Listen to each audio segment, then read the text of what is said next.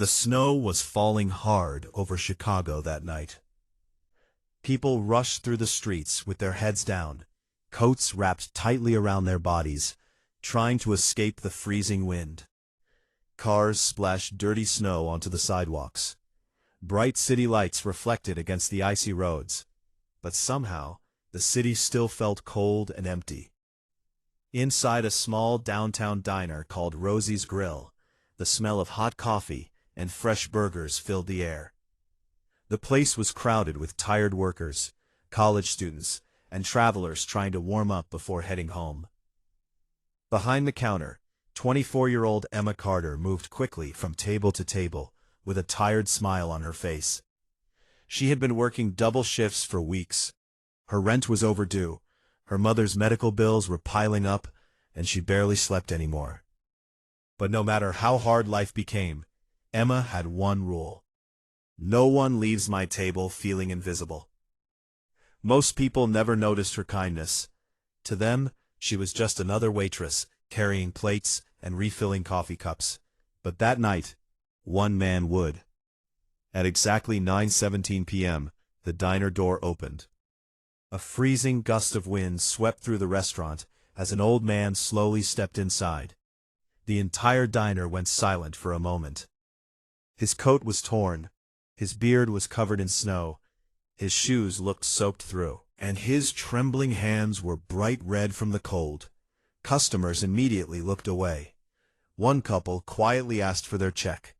A businessman near the window muttered, "Great, now homeless people are coming in here." The old man lowered his eyes in shame. He looked around the diner carefully, like someone expecting rejection before even speaking. Then he softly asked, "Could I just sit somewhere warm for a few minutes?" Before anyone could answer, the manager walked over angrily. "Sir, if you're not buying food, you can't stay here." The old man nodded slowly. "I understand." He turned toward the door, and that's when Emma spoke. "Wait!" The entire diner looked at her. Emma walked over, gently pulled out a chair near the heater, and smiled. "You can sit here." The manager frowned immediately. "Emma, we don't have time for this." She looked at him calmly. "I'll pay for whatever he eats." The manager rolled his eyes and walked away.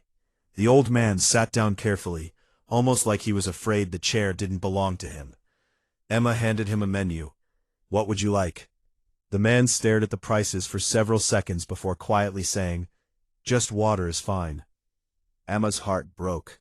Nobody asks for only water unless life has completely defeated them. Without another word, she walked into the kitchen. 10 minutes later, she returned carrying a large bowl of hot chicken soup, fresh bread, mashed potatoes, coffee, and a slice of apple pie. The old man looked shocked. I didn't order this." Emma smiled. "I know." For a few seconds, the man simply stared at the food. Not loud tears. Not dramatic tears. Just the kind that come from being forgotten for too long. He picked up the spoon with shaking hands. The diner slowly became quiet again as people secretly watched him eat. And something strange happened. The atmosphere changed. A little girl sitting nearby tugged on her father's sleeve and whispered, "Daddy, why is that man crying?" Her father didn't know what to say. Because deep down, everyone in that diner understood the truth. The old man wasn't crying because of the food.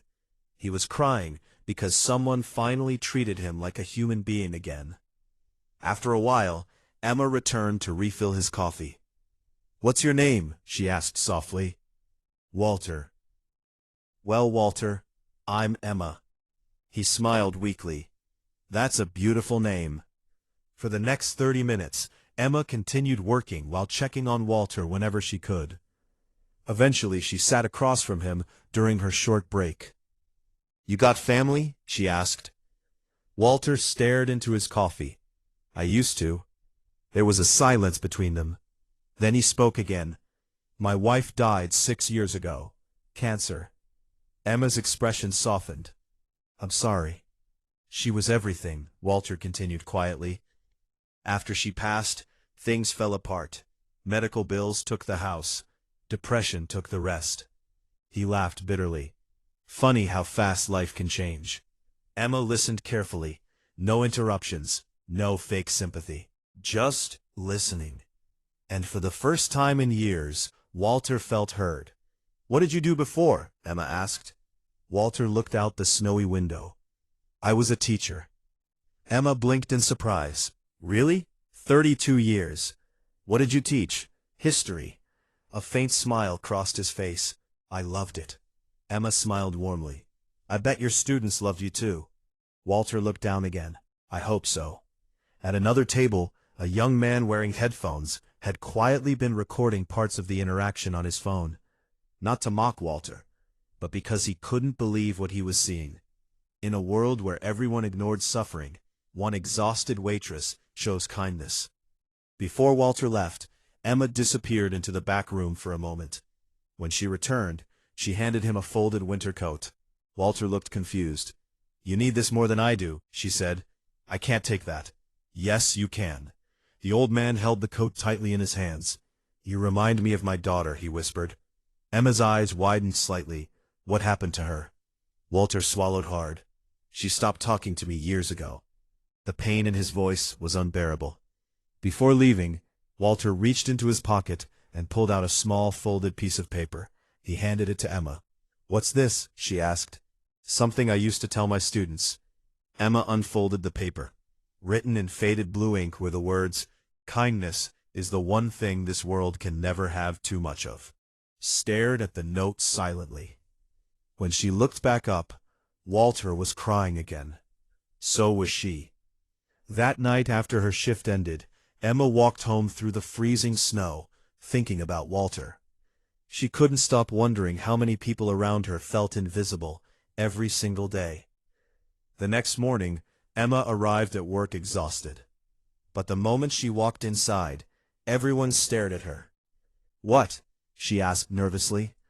Her coworker shoved a phone toward her. "You're viral." Emma looked confused. On the screen was a video. The young customer from the diner had uploaded clips from the night before. The title read, "Waitress shows more humanity than the entire restaurant." The video had already reached 2 million views overnight. Comments flooded in from around the world. "Who is this waitress? This made me cry. We need more people like her. That old man reminds me of my father." Thousands of people shared the video. News stations picked it up. TikTok exploded. Instagram pages reposted it everywhere. But Emma only cared about one thing. Did anyone find Walter? By that evening, the internet had done something incredible. Someone recognized him. Former students began posting stories online. "Mr. Walter Thompson changed my life. He stayed after school to help me pass history. He bought me lunch when my family was struggling. He believed in me when nobody else did." One by one, stories poured in. The internet realized something heartbreaking. The homeless man everyone ignored had once spent his entire life helping others. Within 48 hours, donations began flooding in. People raised money for Walter's housing, medical care, clothes, and food. One former student even offered him a job at his bookstore. And then something happened that nobody expected. Walter's daughter saw the video. For years, anger had kept them apart. But after seeing her father sitting alone in that diner, crying over a bowl of soup, her heart shattered.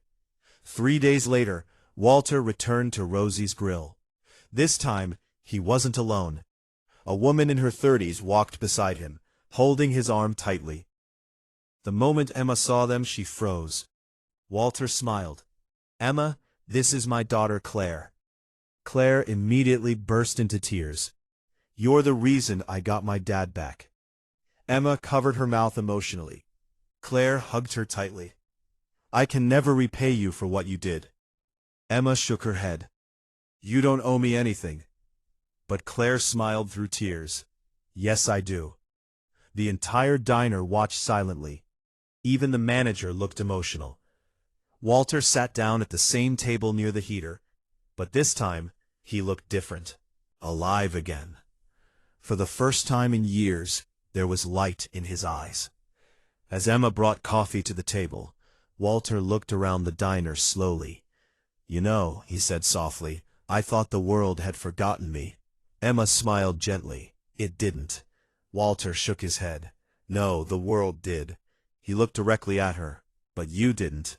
There are moments in life that restore faith in humanity, not because they're loud, not because they're famous, but because they remind us that goodness still exists. One tired waitress, one freezing night, one forgotten man. That's all it took to change thousands of lives. Weeks later, Rosie's Grill placed a new sign near the entrance. It read, "Everyone deserves warmth. Everyone deserves kindness." Customers began paying for meals for strangers. People donated coats during winter. Students wrote letters to former teachers they had forgotten to thank. One small act of compassion created a chain reaction nobody could stop. And Emma? She still worked at the diner, still carried heavy trays, still worked late nights, still smiled at strangers. But now millions of people knew her name, not because she was rich, not because she was famous, but because in a cold world, she chose to be warm. And somewhere out there tonight, someone who feels invisible is praying for a person like Emma to walk into their life. Because sometimes, a single moment of kindness can save a human soul.